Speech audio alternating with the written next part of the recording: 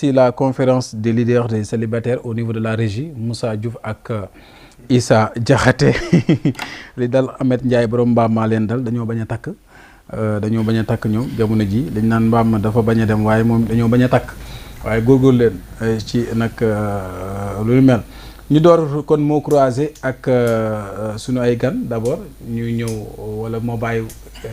ñu wala nee na ma acca moo croisé Samba comme ça waaye gan la ci émission bi moo croisé demal lan nga indi comme actualité am dañ ko chronomètre une minute du ko dépassé te benn ponk rek nga ci am sañ-sañ wax ci lu la soob rek loo xam actualité la loo indi fin ba nag la ñuy def yóbbaloo la c'est pas normal looy dénoncer wala looy conseiller ci en une minute toujours mais cette première rubrique c'est l'actualité lan nga indi comme actualité mën na tombeek thème bi ñuy waxtaan mën na ko bañ a tombé aussi bu ci tombé bu ñëwee ci thème bi gën ko yaatal bu ci tombé wut bu jëree yaatal tamit bu ñu paree ñëpp mën nañ ca yaatal. Comme le temps, le lieu et le moment est opportun, donc lu ma mën a wax rek mooy ne actuellement on est en période de campagne agricole et que les béykat yi véritablement lu ñu fere ci seen i jiw ak seen i engrais ak seen i investissement pour béy bi dafa bëri te jusqu'à présent on est en train d'entendre rek ne ay fixation prix peut-être de gisuñ benn communiqué boo xamante ne c'est un communiqué administratif buy wane ne réellement il y a un prix qui est fixé et que ce prix qui est fixé véritablement soo xoolee di nga xam ne chinois yi ñoom lañ doon moom la ñu proposé sur le marché et plus important et moo gën a am solo ci moo gën a njeexintal ci ñi nga xam ne ñoom ñooy béykat yi donc véritablement ñoom li ñu béykat yi di ñaax mooy ne nañ libéraliser le marché bàyyi gars yi koo gis loo yor nga dem jaay ko fu la neexee ak nu mu la neexee donc képp ku am njëg dem jëndi képp ku am lu mu jaay donc yaakaar naa ne foofu moo gën mais quand a bëgg a imposer gars yi prix boo xamante ne véritablement gars yi investissent à perte béykat yi nee nañ c'est un ñett catégorique et véritablement loolu moo nekk li nga xamante ne foofu la loolu dénonciation bi nga xam ne béykat yi ñu ngi koy dénoncer di koy naqarlu loolu tax ma bëgg a nekk jeex na mën nañu bi c'est en une minute fii démocratie la ñuy doxal am na solo Faye. Voilà donc merci monsieur Leye man li ma bëggoon rek mooy lancer un appel population sénégalaise bi di leen ñaan dal ak tuuti mandute di aussi demander aux jeunes pastéfiens aux jeunes patriotes ci tournée bi nga xam ne le président son excellence Bassirou Diomaye Diakhar Faye dana ko def fu mu ci mënti jaar ñu dalal ko teerte que lalal ko basang voilà je vous remercie. Merci beaucoup yow may nga 29 yi des 29 secondes Dieng. man damay génn comme ni ma la waxee damay génn Afrique damay dem parce que après le revers diplomatique bi Israël am sur la scène internationale avec la reconnaissance de l'État palestinien tey ñi ngi déployer cette diplomatie pour mën a expliquer nit ñi. Tout récemment une délégation de 13 Sénégalais composés de réfugiés et de journalistes ñu ngi visiter Israël ñu dem wan leen Hamas li mu def pour ñoom bu ñëwee mën a cautionner l'agression subie par les Palestiniens en sourdine ñu ngi commencé la déportation au moment où je vous parle Gaza est dans les eaux loo gisee ay xale yu ndaw ci tente yu dugg ñu koy jàpp pour mu bañ a kii au même moment benn ONG en collaboration avec l'État israélien ñu ngi procéder à une déportation 153 Palestiniens dugal lañu avion déporté leen Johannesburg te bu kenn waxul affaire bi day continuer benn genre épuration lay nekk donc si dina ko doon xeexee nañ ko xeex tey mooy si chaque musulman verse une bouillade. Merci beaucoup c'est jàngalekat yi bu ñu waxee rek da nga koy sentir journaliste yam Pape Makoura zéro kay yaa ngi ci ñàkk gu nga commencé na de man maa ngi koy yóbbu ci CEDEAO parce que même Afrique de l'Ouest mënta am ñaari coup d'état ñu fa yóbbu fay armée bàyyi Guinée-Bissau gi moo xam ne moo ñu gën a jege loolu lu leen gars yi di jiiñ kon léegi mu doon dëgg coalition des présidents ci loolu c'est anormal beneen am na coup d'état bëggoon na fa am ñu bëgg ñëw di ko jàppale te Guinée-Bissau gi ni moo leen gën a jege si sox ombaal bu ko joxe mu coup d'état am na fa te dégg lu ñu ci wax leerul gisuma ne ñoom ne taxaw nañ taxawaay boo xam ne danañ proclamer résultat bi kenn ku ne am ci loo bëgg ba léegi dara amagul damay lancer appel CEDEAO ñu xoolaat seen toogin xoolaat seen gis-gis xam ne kat Afrique gi ñu ñëpp ko bokk bët bu leen nit ñi di xoolee nañ fexe ba buñ ci duggati. am na solo macha allah ci mot croisé wax nañ ko sànq ci tournée économique bu président de la république bi fa laa bëgg ñëw ci mais donc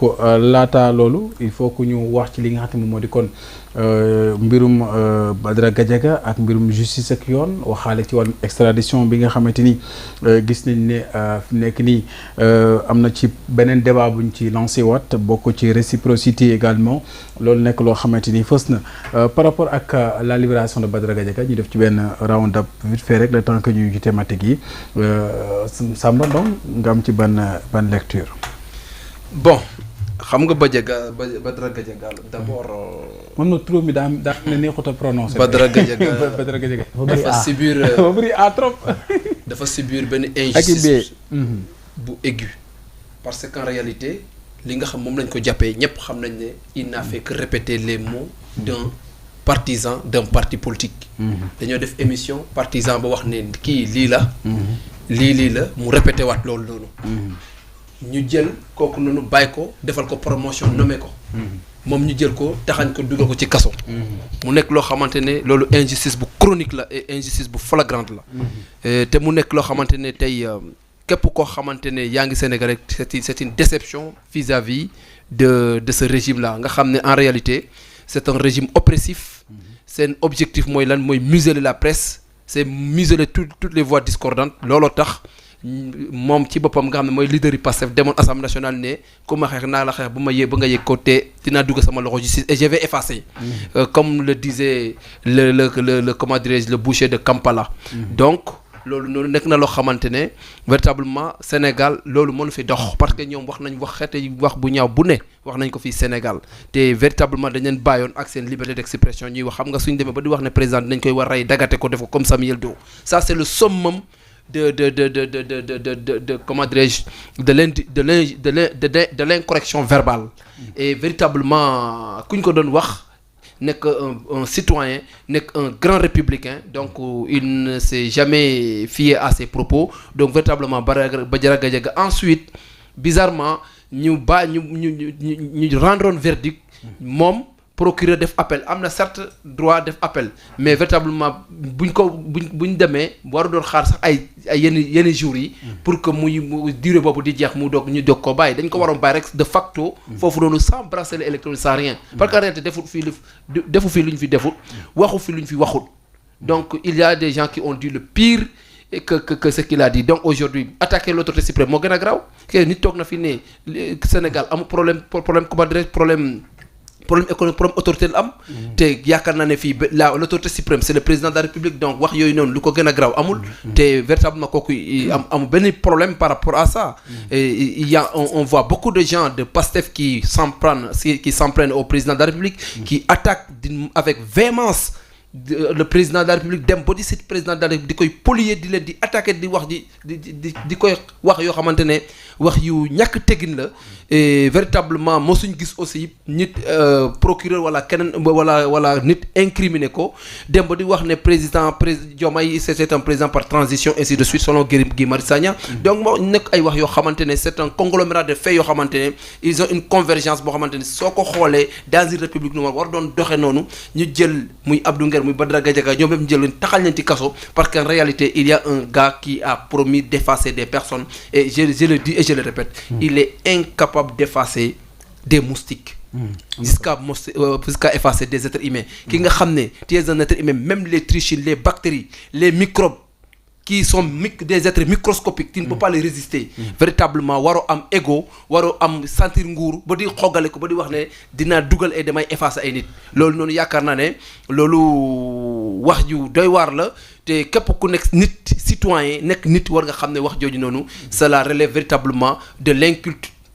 donc wax dëgg neex yàlla Badara Gadiaga nekk xarit en même temps ñu bekk même arrondissement de Grand Dakar ñu nekk habité côte à côte mu nekk Grand Dakar ma nekk Biscuiterie mu nekk un grand frère nekk un ami nekk un camarade véritablement li ma koy ñaan rek mooy gudd fan ak wér ak wérle te xam naa ne Badara Gadiaga kenn mënu ko museler parce que c'est un homme de courage maa ngi koy ñaan muy xoolaat aussi toogaayam ci waxinam aussi ñu gën a woddaat kàddu yi loolu aussi c'est important non moom waxut Badara Gadiaga dafa répété lu ñu wax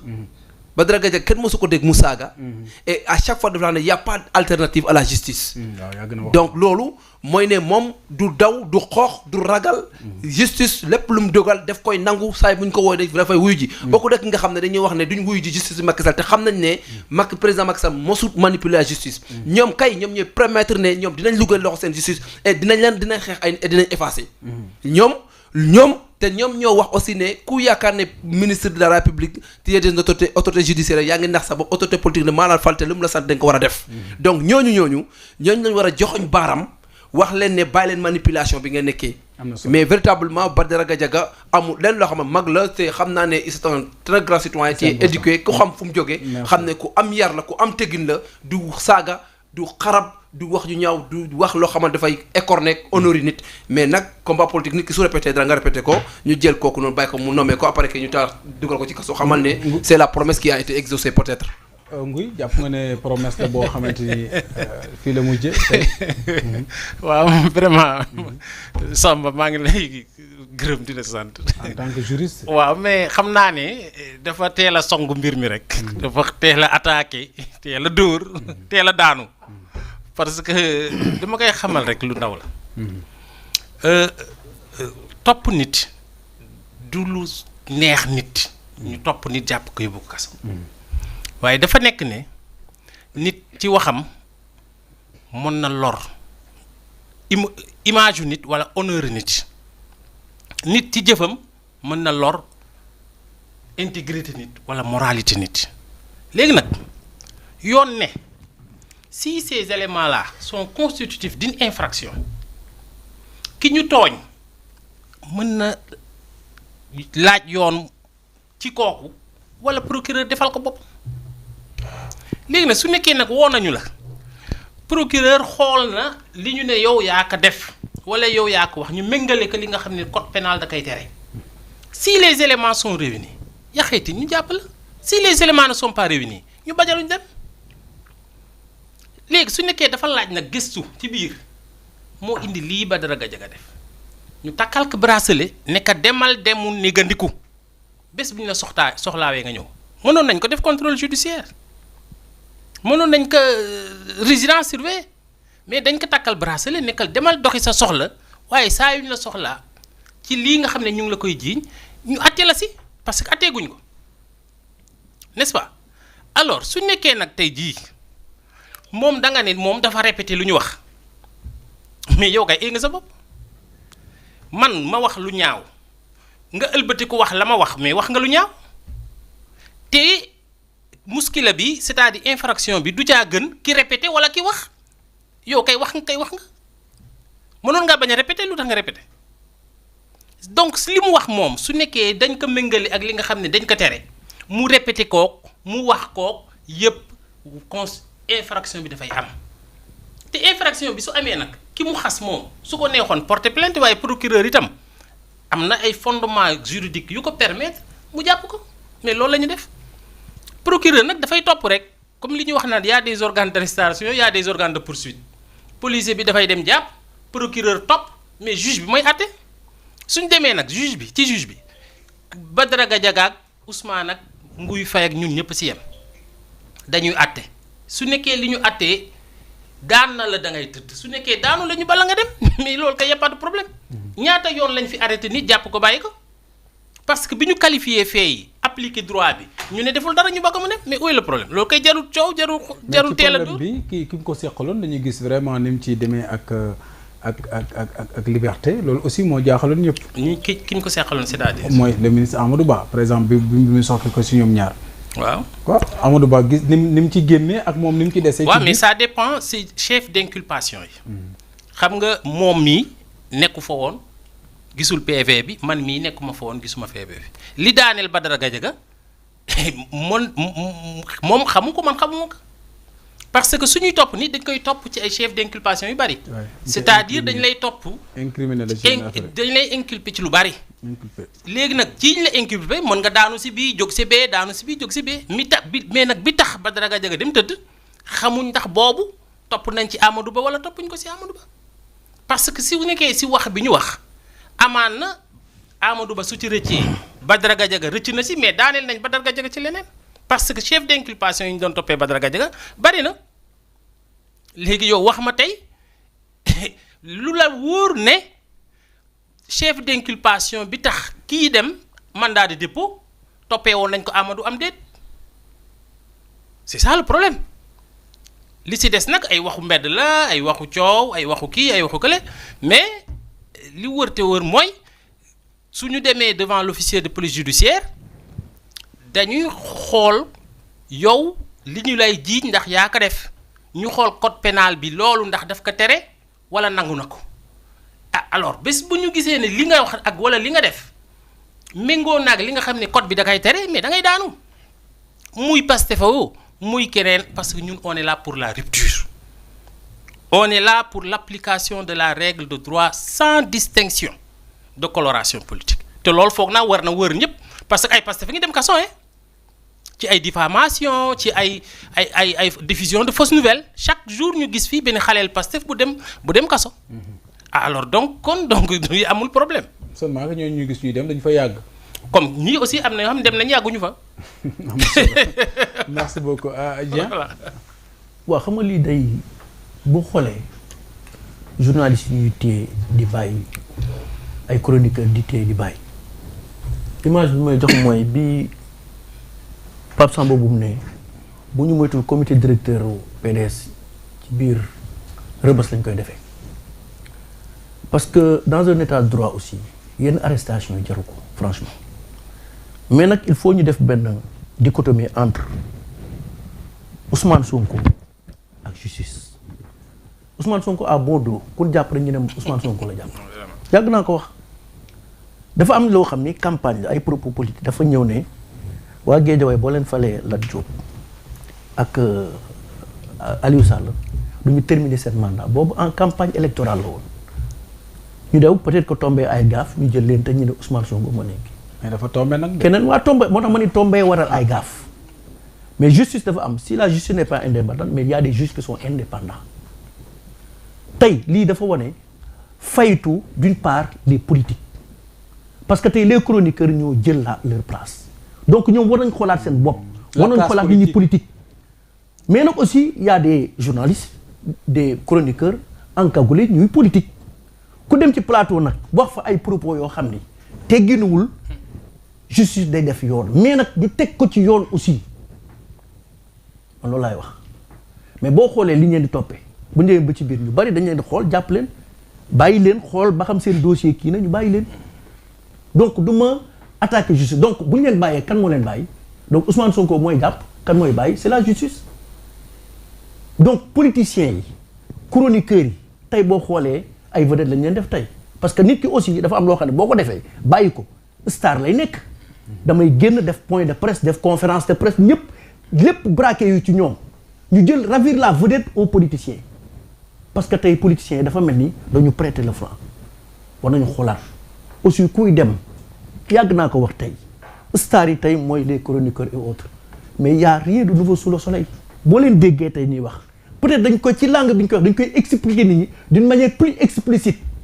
mais du xam-xam buñ teg sur place benn jour bokk naa fii ak Sori Kaba ñu génn mu ne ñu toog fii ci plateau mu ne non Abdou Nguer dafa am xam ma ne ko Sori Kaba man vraiment da nga ma bett yow man ko suivre dans l'assemblée 12 législative xam-xam rek nga fa mais boo toogee naan ma Abdou Nguer dafa am xam-xam loolu daf may jaaxal